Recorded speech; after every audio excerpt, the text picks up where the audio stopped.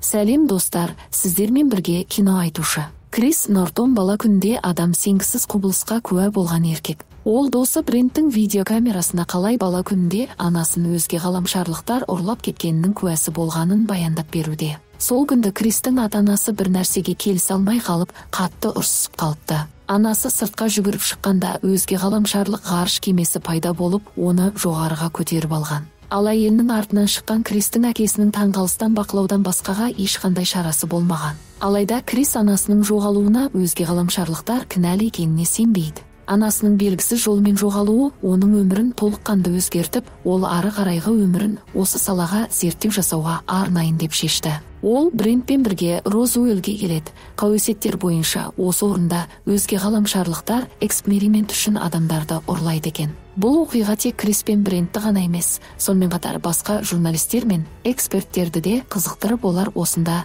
жинала бастайды. Қала әкімшілігі бұл шарадан пайда көріп қалу үшін көптеген арнайы көрсетілімдер дайындаған. Ал жергілікті тұрғындар болса, туристердің келуінен пайда көріп қалайын деп, өзге ғаламшарлықтардың фигурасын сата бастады. Крис шындығында олардың сөздеріне сенбейді, сондықтан жергілікті тұрғындардан сұхбат алып, олардың өтірігін шығаруға тырысуда. Бұл жергілікті тұрғындарға ұнамайды, сондықтан кейбіреулері оған сұхбат беруден бас тартып жатты. Ол көп өтпей журналистердің алдында өзін ұрлап кеткен өзге ғаламшарлықтар жайлы баяндап беріп жатқан Эмили есімді қыздың сұхбатына тап болады. Қызығы, осы кезге дейін Эмили өзге ғаламшарлықтар бірнеше рет ұрлап кетіпті, олар оны әр 7-ші туылған күні сайын ұрлайды екен. Крис өзге ғаламшарлықтар онымен не істегені жайлы сұрақ қояды, алайда Эмили ол туралы ешқандай естелік қалмағанын айтады. Өзге ғаламшарлықтар оны ұрлап кеткесін үнемі бірнеше күннен кейін қайта қайтарады екен. Криске оның оқиғасы қызықты көрінді, өйткені арғы күні оның 28-ші туылған күні. Демек, өзге ғаламшарлықтар оны тағы да алып кетуге келеді. Крис оған өзінің анасының жоғалып кетуіне өзге ғаламшарлықтар себеп болуы мүмкін екенін,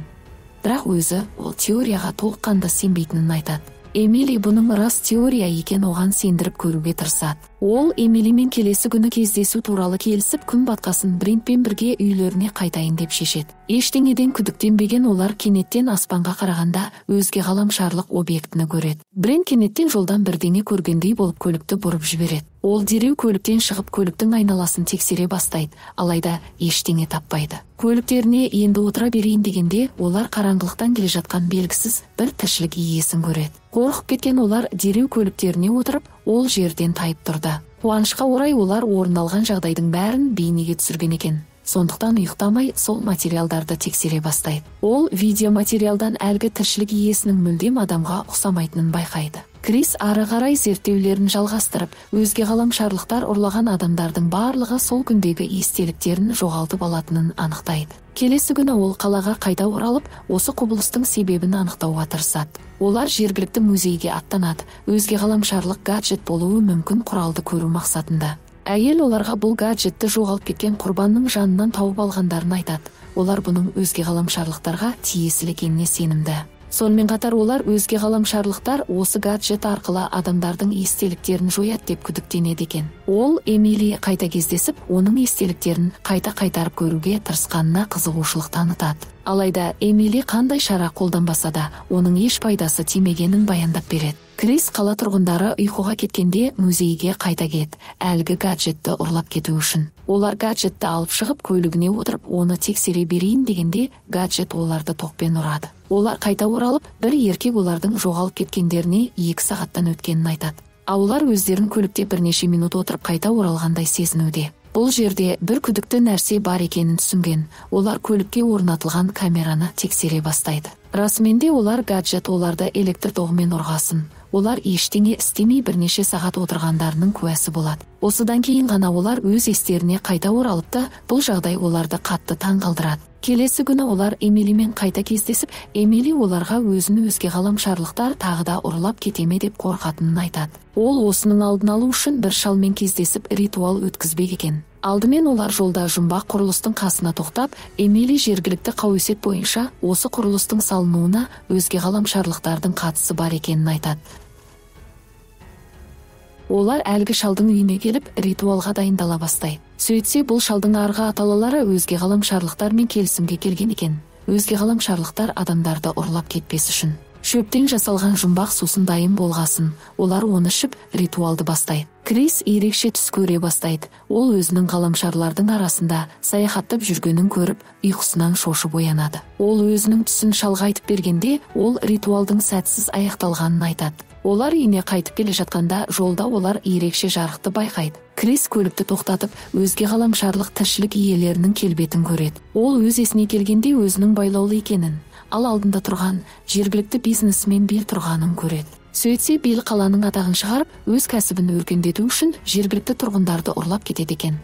Олар өздерін өзге ғаламшарлықтар ұрлап кетті деп ойлау үшін. Ал олардың естерінде ештеңе қалмас үшін қатты галлюциналық әсер беретін дәрі қолданады. Бірақ Крис дәрі қатты әсер етпеген секілді, ол босап шығады. Ал кейін Эмилиді босатып, ол жерден қашып шығады. Ол сыртқа қашып шыққанда, өздерінің әлгі жұмбақ құрылыстың жанында екендерін көреді. Оларға қашып шығатын жол қалмады. Осы сәтте Биллде пайда болады өзінің баскесерлерімен. Ол электр тоғын ұратын қаруын алып шығып, оларға шабуылдай берейін дегенде, кенеттен олар жылжып келе жатқан ерекше құбылыстың куәсі болады. Сөйтсе, бұл шынайы өзге ғаламшарлықтардың ғарыш кемесі екен. Ғарыш кеме әлгі құрылыстың үстіне тоқтап, Эмилиді тарта бастайды. Крис оны құтқарып қалу үшін жүгіреді, бірақ өзі де ақыр соңында ғарыш кемесінің ішінен бірақ шығады. Ол есіне келіп, Эмилидің мойнына өзге ғаламшарлықтардың белгісіз гаджет тұрғанын көреді. Гаджет Эмилидің естеліктерін көрсетуде. Крис Эмили анасынан бала күнінде айырылғанын біледі. Ол Эмилиді есінен келтіріп, олар белгісіз дәліз бойынша жүре бастайды.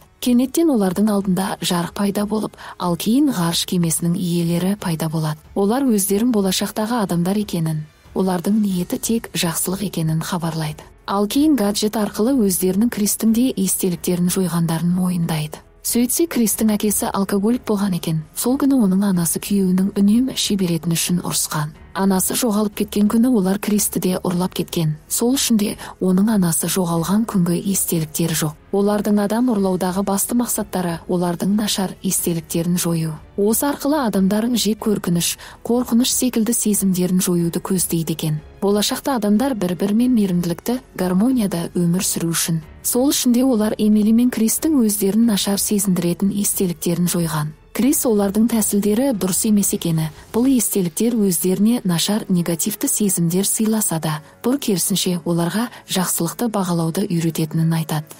Крис олардың тәсілі адамдарды өз еркімен бостандығынан айыратынын айтады. Оның сөздері болашақ адамдарға дұрыс көрініп, олар екеуін жерге қайтарады. Бастарынан өткерген адам сенгісіз оқиғалар оларды арасын жақындатып, олар сүйісе бастайды. Көп өтпей оларды телевидениемен келген Брент тауып алады. Оларды өзге ғаламшарлықтар ұрлап кеткені туралы жаңалық бүкіл елге тарайды. Алайда басым көпшілігі бұл оқиғаның ойдан шығарылғаны екенін айтып, сенуден бас тартады. Тек Эмили мен Крис ғана бұның өтірік емес екенін білетін. Олар бірнеше айдан кейін үйленіп, арада 7 жыл өтеді. Брент Эмили мен Кристің ортақ қыздарының туылған күні құрметіне торт алып келеді. Алайда ол тортты құлатып алып, бірге күліп жатқан жерінен фильмде аяқталады. Егер осындай видеоларды жиі көргіңіз келсе, каналға жазылып, лайк басуды ұмытпаңыз. Қоңыраушаны қосып қойыңыз. Сіздермен бірге болған кино айтушы.